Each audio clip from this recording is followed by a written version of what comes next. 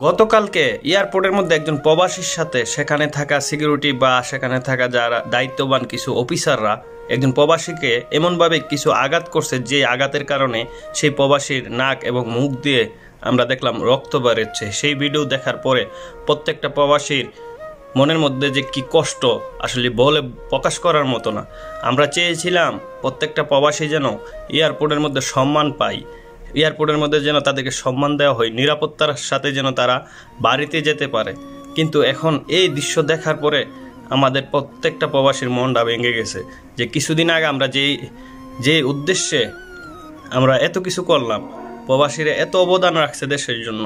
কিছুদিন আগে যখন এই স্বৈরাচার সরকারের পতনের সময় প্রবাসীরা যে তাদের দায়িত্ব পালন করছে, প্রবাস থেকে যে ভূমিকা পালন করছে, যে টাকা পয়সা দিছে, আপনারা জানেন কিভাবে রেমিটেন্স পাঠাইছে এবং কিভাবে তারা প্রবাস থেকে সেই স্বৈরাচার সরকারের বিরুদ্ধে সবাই ঐক্যবদ্ধ হয়ে কিভাবে কাজ করছে।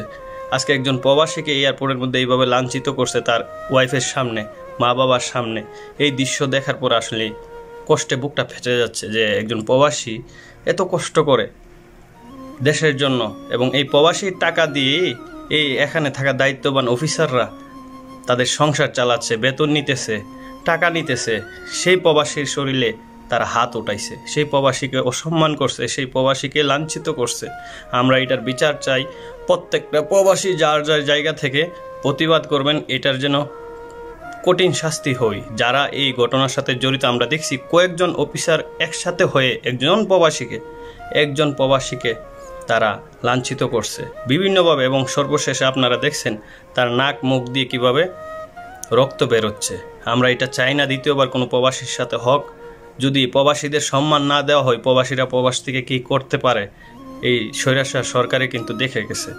এইরকম স্বৈরাচার সরকারের বেলা যে পদক্ষেপ নিয়েছিল প্রবাসীরা প্রয়োজনে আবার নেবে। কিন্তু আমরা আমাদের প্রবাসীদের সম্মান চাই, প্রবাসীদের ন্যায্য অধিকার আমরা চাই। আমরা প্রবাসীরা প্রবাস থেকে এয়ারপোর্টে গেলে যেন কোনোভাবে লাঞ্ছিত না হই, প্রবাসীদেরকে জন্য যথাযথ সম্মান দেওয়া হয়।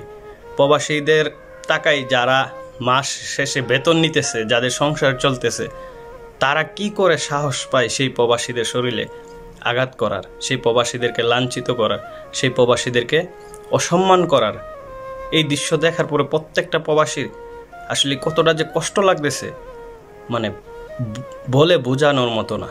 আমরা কখনো আশা করি নাই বর্তমানে এই অবস্থায় এসেও এই অবস্থা স্বৈরাচার সরকার যখন চলে গেছে, আমরা ভাবছিলাম যে প্রবাসীরা হয়তো সম্মান পাবে, প্রবাসীদেরকে অনেক গুরুত্ব দেওয়া হবে। কিন্তু আমরা আসলে এইটা কখনো আশা করি নাই এই সরকারের কাছে।